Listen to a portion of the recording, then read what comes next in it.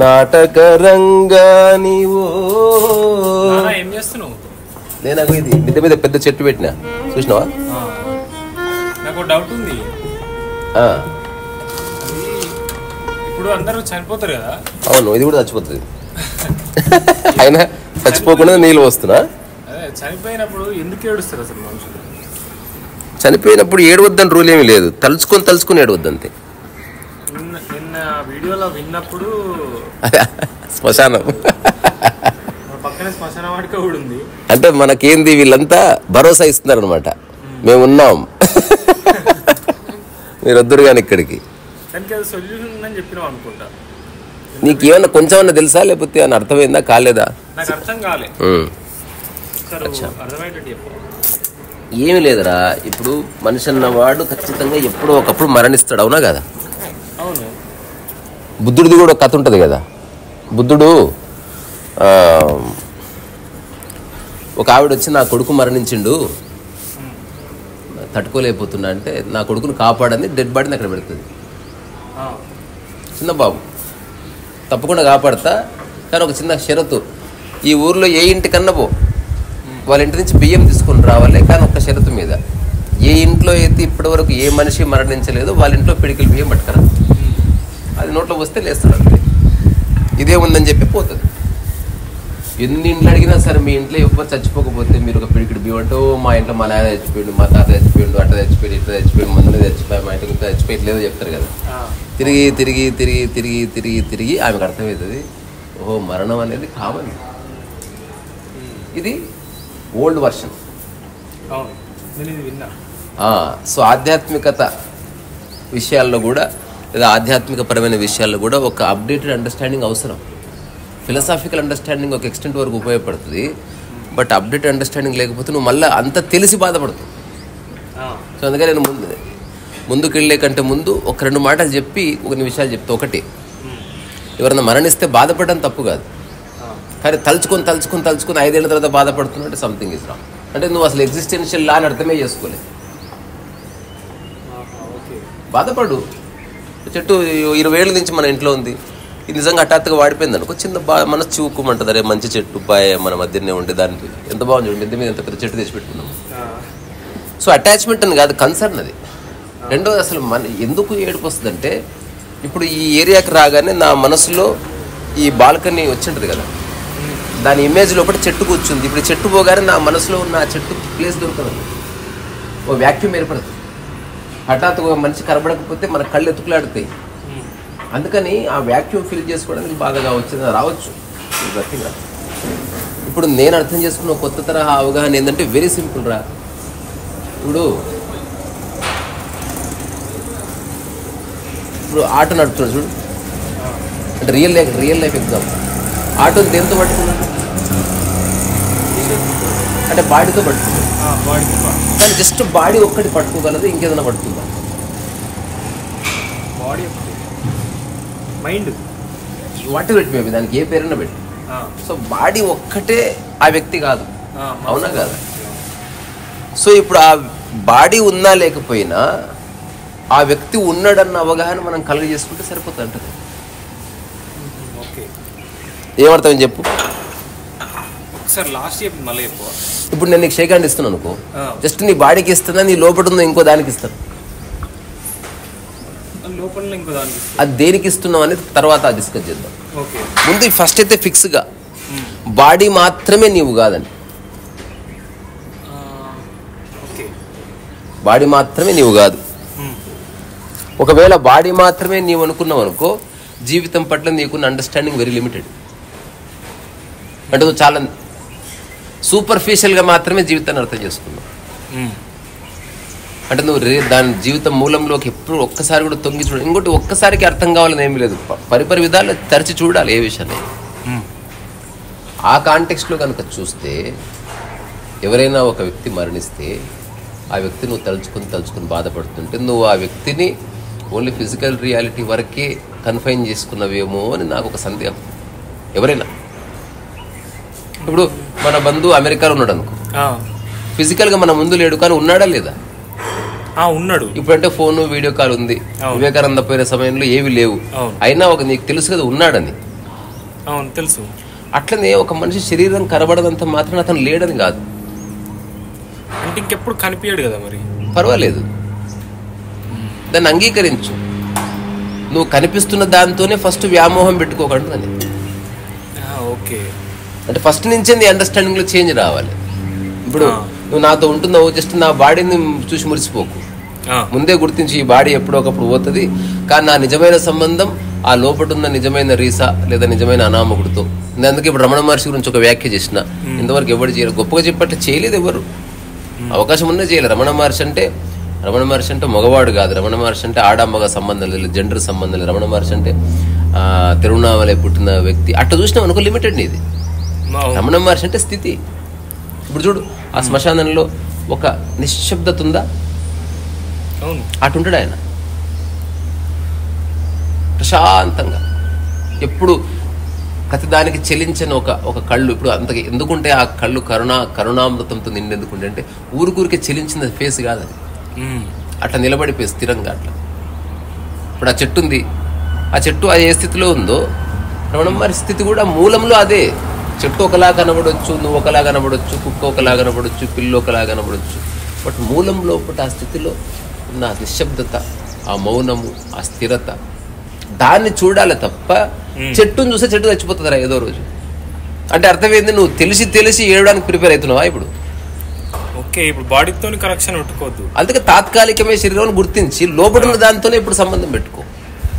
అట్లాగే నీ లోపల ఏదైతే నీవు అనుకుంటున్నావు అదే నీవని తెలుసుకో. బాడీ అనేది రోజు మారుతుంది, పుట్టినప్పటి నుంచి మారుతూనే ఉంది బాబు. బాడీ నేను కాదు, అయితే బాడీ నీది, బాడీ నీవు కాదు. నేను బాడీ కాదు, నీకు బాడీ ఉంది. నీకు షర్ట్ ఉంది కదా, నువ్వు షర్ట్ కాదు.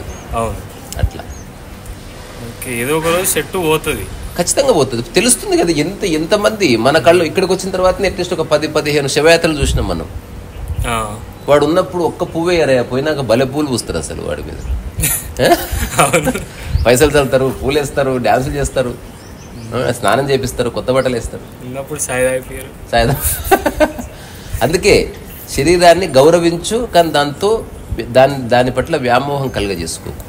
శరీరంతో మాత్రమే ఆ వ్యక్తితో పరిచయం ఉండకూడదు నీకు. ఓన్లీ ఆ వ్యక్తి శరీరాన్ని చూస్తేనే ఆ వ్యక్తిని చూసినట్టు కాదు. ఇప్పుడు రమణ మహర్షిని నువ్వు స్థితి అనుకో, ఇట్లా నువ్వు జస్ట్ నమస్కారం పెడితే రమణ మహర్షికి పెట్టినట్టే. పెడుతున్నది కూడా ఆ స్థితి అనుకో, అద్భుతం. అంతేగాని నువ్వు రమణ మహర్షి అంటే నువ్వు అరుణాచలం పోవాలి, బస్ ఎక్కాలి, ఆడికి పోవాలి, తిరగాలి, ఆయన ఉంటాడు ఉండడు, బాడీని పట్టుకుంటే పరిశాన్. ఇప్పుడు నా దగ్గరకు వచ్చి ఎవరైనా నేను మళ్ళీ రావద్దని చెప్తా, అని కారణం ఇదే. నువ్వు నా దగ్గరకు వస్తేనే నా దగ్గరకు వచ్చినట్టు కాదు, నువ్వు నా బాడీ దగ్గరకు వస్తున్నావు అంతే. నేను అంతటా ఉన్నాను, అట్లాగే నీవు అంతటా ఉన్నావు. చూడు, నీ బాడీకి లిమిటేషన్ ఉంది కానీ నీ యొక్క ఆనందానికి లిమిటేషన్ ఎక్కడుంది? అట్లేమి అంటే సరిగ్గా అర్థం చేసుకోవాల్సిన విషయం ఇది. మళ్ళీ పిచ్చిగా అర్థం చేసుకుంటే మళ్ళీ ఫిలాసఫీ లాగా మారిపోతుంది. అట్లా కాకుండా let us understand life in it's true sense. So life అనేది ఓన్లీ ఫిజికల్ రియాలిటీ అనుకున్నవా, చాలా లిమిటెడ్ అనమాట, నువ్వు అజ్ఞానివి. అట్లా కాకుండా బ్రాడ్ సెన్స్లో లైఫ్ అంటే బాడీ ఒక్కటే కాదు, జస్ట్ మైండ్ కూడా అనుకున్నవా, కొంత జ్ఞానివి. అట్లా కాకుండా మైండ్ కాదు, బాడీ కాదు, దీనికి బియాండ్గా ఒకనొక నియమం నిరంతరం అట్లా నడుస్తుంది. Something is alive. ప్రతి దాంట్లో ఒక జీవం ఉంది. ఇప్పుడు ఒక చిన్న పుట్టిన పిల్లవాడు ఉన్నాడు, ఇంకా తనకు మనసే లేదు, శరీరం ఉంది, శరీరం అతను కాదు, మనసు లేదు, అక్కడ ఉన్నది ఎవరు? అదే స్థితి. ఒక పుట్టిన పిల్లవాడు ఏ స్థితిలో అయితే ఉన్నాడో తిరిగి ఆ స్థితికి చేరుకోవడానికి, ఆ స్థితి కంటే ఆ వయసుకు చేరుకోవడం కాదు, అతను జన్మతః కలిగిన అపారమైన సంపదలు, ఆ సంపదలు ఏంటివి? గాఢ నిద్ర, ఎవ్వరి మీద పరచింతన లేని స్థితి, సమభావన, సమదృష్టి. చిన్నపిల్లవాడికి ఇస్తారు, బంగారం ఇచ్చినా, పెన్ను ఇచ్చినా తెలియక పెట్టుకుంటున్నాడు, జ్ఞాని తెలిసి పెట్టుకుంటాడు. సో తెలియక ఆ స్థితిలో ఉండడం అది. అదంతా కోల్పోయి ఏయ్ దయ్యం నా బిడ్డ నీళ్ళు వస్తుంది కాళ్ళకు, అట్లా. ఇప్పుడు కాళ్ళకు పోసింది, నాకు పోసింది అనుకోకూడదు. నువ్వు అంటకుండానే ఉండు, నా కాళ్ళకు నీళ్ళు పోసిందని చెప్తున్నావు తప్ప నా మీద నీళ్లు పోయే కన్నావు అనుకో తాదాత్మ్యత వస్తుంది. అందుకే చాలా మంది యోగులు మరణించినప్పుడు అతను శరీరం వదిలిపెట్టి వెళ్ళిపోయాడు అంటారు. అంటారు అట్లా పంచభూతాల్లో విలీనం అయిపోయింది. అదే ఆడు ఎప్పుడో తెలియదు అనుకో చచ్చిపోయాడు అంటారు. చచ్చిపోయాడంటే బాడీకి సంబంధించింది. ఈశ్వరైక్యం పొందిందంటే చనిపోవడమే. కానీ అతనికి చూడు బాడీ నుంచి అతను సపరేట్ చేసి అతను ఈశ్వరుని దగ్గరికి వెళ్ళినట్టు కొంత మైండ్ ఫిజికల్ రియాలిటీ ఉంది. అటు కాకుండా ఒకటి అంటారు ఒకటి పంచభూతాల్లో విలీనం అయిపోయి మాయమే అయిపోయిండు ఉన్నాడు. ఇప్పుడు ఇక్కడంతా గాలి ఉంది, గాలిలో సెంటు కొట్టినట్టు పంచభూతాల్లో విలీనం గాలి కలిసిపోయింది. కానీ ఉంది కదా ఉంది. అట్లా సో చిన్న వయసులో ఈ అవగాహన ఇవ్వాలి. అరే బాబు అందరం చచ్చిపోతాం డాడీ, మంచిగా బతుకుదాం, బతికినంత వరకు శరీరాన్ని కాపాడుకోవాలి, మంచిగా స్నానం చేయించాలి. ఇది ఒక విగ్రహం, చిన్న నిగ్రహం కావాలి, అప్పుడు ఉంటే విగ్రహం నిలబడుతుంది. అందుకే ఈ విగ్రహం బాగుండంటే ఆగ్రహం చేయకు. నువ్వు మామూలు సాదాసీదా మనిషివి కాదు. ఆకాశంలో గ్రహాలు ఎట్లున్నాయో ఈ భూమి మీద తిరిగి ఒక నడిచే గ్రహాన్ని నువ్వు. సో ఈ గ్రహానికి కొంత నిగ్రహం అవసరం, ఆ తర్వాత ఆగ్రహం అవసరం లేదు. తద్వారా దానివల్ల నీ విగ్రహం బాగుంటుంది అని ఏదో చెప్పి వాడికి ముందే అవగాహన ఇయ్యి. మా అన్న కొడుకు వాడు చేప పిల్లని ప్రతిరోజు స్కూల్ నుంచి వస్తానే చూసేవాడు. మా ఇంట్లో ఉన్న చేప పిల్లకి నేను పెట్టిన పేరు విన్సెంట్ వ్యాంగో. చేప పిల్ల దానికి తెలియదు నేను పెట్టినట్టు, నాకు తెలుసు అంతే. మేమిద్దరం గుర్తుపడుతుంటే బాబాయ్ వ్యాంగోకి ఫుడ్ వేస్తా బాబాయ్ అంటాడు. వాడు మంచిగా ఉద్యోగం చేస్తున్నాడు, పెద్దోడైనాడు. హఠాత్తుగా చేప చచ్చిపోయి నీళ్ళు తెలిసి తట్టుకోలేకపోయినాడు, వెక్కి ఏడ్చిన వాడు. అప్పుడు వాళ్ళ పేరెంట్స్ అంటే మా అన్న వదిన మనం చెప్తే గందరగోళం అవుతుంది, రీసాకి అప్పచిద్దామని నాకు అప్పచెప్పిన వాడిని. అప్పుడు నేను వాడికి ఈ విషయం ఎక్స్ప్లెయిన్ చేసినాను. వాడు శ్రద్ధగా విన్నాడు. అట్లా విన్నాడు. చిన్న కుక్క పిల్లలు అట్లా ఇంటే చూడు ఇట్లా కళ్ళు విప్పారు చేసుకుని విన్నాడు. అందుకని మరి ఏం చేయాలంటే ఆ నీటిలో మరొక చేపను తెచ్చేయాలని చెప్పి పోయి తెచ్చుకుందాం పో బాబాయ్. అప్పుడు నేనేం చెప్పినంటే ఈ చేప ఆ చేప వేరన్న భావన తీసేసి చేప రెండిట్లోనూ ఉన్న స్థితి ఒకటేరా అని వాడికి నా 5-6 క్లాసుల్లో చెప్పిన నేను. వాడికి అర్థమైంది అది. చేప స్థితి ఒకటి, చేపలు వేరు, చేప స్థితి ఒకటి, మనుషులు వేరు, మనిషి ఆకలి ఒకటి, అది మూల స్థితి. ఆ స్థితి నీవు, ఆ స్థితికి చుట్టుపక్కల ఉన్న సర్కంఫరెన్స్ నీవు కాదని తెలుసుకుంటే చాలా బాగుంటుంది. ఇట్లనే మాట్లాడుతున్నావు అనుకో సినిమా టైం లేట్ అవుతుంది, ఇంకోటనే సినిమాకి పోతాను. సరే మళ్ళీ బాయ్. అరే ఎట్లా కనిపిస్తుంది చెట్టు? నువ్వు చూసినావా బెటా? చూసినావా నేవి కొత్త ఆకులు వచ్చినాయి చూడు. ఇగో అది ఓకే, అక్కడ మొత్తం కొత్త ఆకులు వచ్చినాయి చూడు. ఇంకోటి ఈ చెట్టుకు ఒక స్పెషాలిటీ ఉంది. ప్రతి మండకి ఒక్క ఆకే వాడిపోతుంది ఫస్ట్. ఇప్పుడు దీనికి ఇది వాడింది కదా, దీనికి ఇది వాడింది, దీనికి ఈ ఒక్క ఆకే వాడింది. ఇది నేను గమనించిన, వాడిపోయింది. ప్రతిదానికి ఒక్క ఆకే వాడుతుంది అట్లా. అగో దీనికి ఒక్క ఆకు ఇగో ఒక్కటే.